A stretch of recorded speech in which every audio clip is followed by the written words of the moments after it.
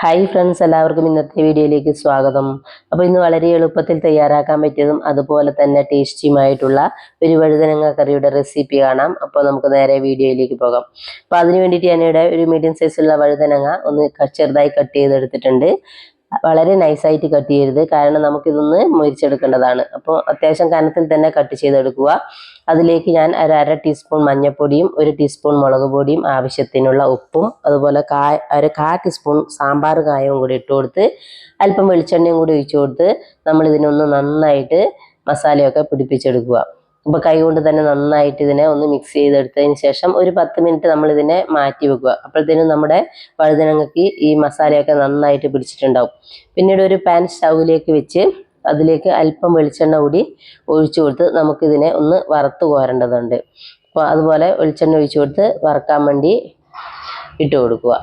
അപ്പോൾ അതുപോലെ തന്നെ എൻ്റെ ഈ ചാനൽ ഇതുവരെയും സബ്സ്ക്രൈബ് ചെയ്യാത്തിട്ടുണ്ടെങ്കിൽ ഒന്ന് സബ്സ്ക്രൈബ് ചെയ്യുക, ഒന്ന് ലൈക്ക് ചെയ്യുക, ഷെയർ ചെയ്യുക, ഒന്ന് ബെൽ ബട്ടണും കൂടി ക്ലിക്ക് ചെയ്യുക. എങ്കിൽ മാത്രമേ ഞാനിടുന്ന വീഡിയോയുടെ നോട്ടിഫിക്കേഷൻ നിങ്ങൾക്ക് ലഭിക്കുകയുള്ളൂ. നിങ്ങളുടെ ഫീഡ്ബാക്ക് കാണുമ്പോഴാണ് മറ്റുള്ളവർക്കും തയ്യാറാക്കി നോക്കാനുള്ള പ്രചോദനം ഉണ്ടാകുന്നത്. അപ്പോൾ എല്ലാവരും ഒന്ന് ഷെയർ ചെയ്തെടുക്കും. അപ്പം നമ്മൾ വഴുതനങ്ങയൊക്കെ ഏകദേശം ഫ്രൈ ആയി വരുന്നുണ്ട്. അപ്പോൾ ഒരു ഭാഗം ഫ്രൈ ആയതിനു ശേഷം നമ്മളിതിനെ ഒന്ന് തിരിച്ചിട്ട് കൊടുത്തിട്ടും കൂടെ ഫ്രൈ ചെയ്തെടുക്കുക. നന്നായിട്ട് കരിഞ്ഞു പോകരുത്, ശ്രദ്ധിക്കണം. ലോ ഫ്ലെയിമിൽ വെച്ചിട്ട് വേണം ഇതിനെ ഒന്ന് വറുത്തെടുക്കാൻ വേണ്ടിയിട്ട്, ഇല്ലെങ്കിൽ പെട്ടെന്ന് തന്നെ കരിഞ്ഞു പോകും. അപ്പം നമ്മുടെ വഴുതനങ്ങയൊക്കെ നന്നായിട്ട് ഫ്രൈ ആയിട്ട് വന്നിട്ടുണ്ട്. അപ്പോൾ അതങ്ങനെ ഫ്രൈ ആയതിനു ശേഷം നമ്മളതിനെ ഒരു പാത്രത്തിലേക്ക് കോരിയിട്ട് മാറ്റി വെക്കുക.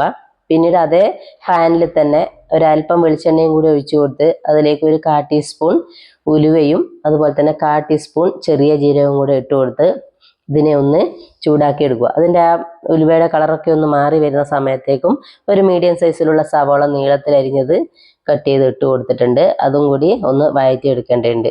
അപ്പോൾ സവാളയും അതുപോലെ തന്നെ നന്നായിട്ട് കളർ മാറുന്നത് വരെ വഴറ്റിയൊന്നും വേണ്ട, ഒന്ന് നന്നായിട്ട് വഴണ്ടി വന്നാൽ മതി. അപ്പോൾ അതിലേക്ക് നമ്മൾ ഒരല്പം കറിവേപ്പും കൂടെ ഇട്ട് കൊടുക്കുക. പിന്നീട് നമ്മൾ അതിലേക്ക് ഇട്ട് കൊടുക്കുന്നത് ഒരു 1/4 ടീസ്പൂൺ മഞ്ഞൾപ്പൊടിയും കൂടി ഇട്ട് കൊടുക്കുന്നുണ്ട്. അതുപോലെ തന്നെ 1/4 ടീസ്പൂൺ മുളക് പൊടിയും കൂടി ഇട്ട് കൊടുക്കുന്നുണ്ട്. അപ്പോൾ ഇതെല്ലാം ഇട്ട് കൊടുത്ത് ഇതിനെ ഒന്ന് നന്നായിട്ട് വഴറ്റിയെടുക്കുക. അപ്പോൾ ഇതിൻ്റെ ആ പച്ചമണമൊക്കെ ഒന്ന് മാറി വരുന്നവരെ ഒന്ന് വഴറ്റിയെടുത്താൽ മതി. അപ്പോൾ നമ്മുടെ സവാളയൊക്കെ ഏകദേശം വഴണ്ടി വന്നിട്ടുണ്ട്. ഇത്രയും തന്നെ വഴണ്ടാൽ മാത്രം മതി നമുക്ക്. അപ്പോൾ അതും അതവിടെ മാറ്റി വെക്കുക. പിന്നീട് നമുക്ക് ആവശ്യമായി വരുന്നത് ഒരു 1/2 കപ്പ് തൈരാണ്. നല്ല കട്ടിയുള്ള തൈര് എടുക്കുക, അധികം പുളിയില്ലാത്ത. അപ്പോൾ അങ്ങനെ ആ തൈരിലേക്ക് നമ്മൾ വറുത്ത് വെച്ച വഴുതനങ്ങയും കൂടെ ഇട്ട് കൊടുത്ത് അതിലേക്ക് നമ്മളുടെ സവോള വഴറ്റിയതും കൂടെ ഇട്ട് കൊടുക്കുക. പിന്നീട് നമ്മൾ അതിലേക്ക് ഇട്ട് കൊടുക്കുന്നത് ഒരല്പം മല്ലിയിലയാണ്. അപ്പോൾ ഇത്രയും സാധനം ഇട്ട് കൊടുത്ത് നമ്മൾ ഒരു ഉപ്പ് നമ്മൾ നേരത്തെ ഇട്ട് കൊടുത്തതാണ്, എങ്കിൽ കൂടി കുറച്ചുകൂടി ഇട്ട് കൊടുക്കുക. നമ്മൾ തൈരിന് ആവശ്യമായ ഉപ്പും കൂടി ഇട്ട് കൊടുത്ത് നമ്മുടെ കറി ഇവിടെ റെഡിയായി. എല്ലാവരും ഒന്ന് ചെയ്ത് നോക്കുക.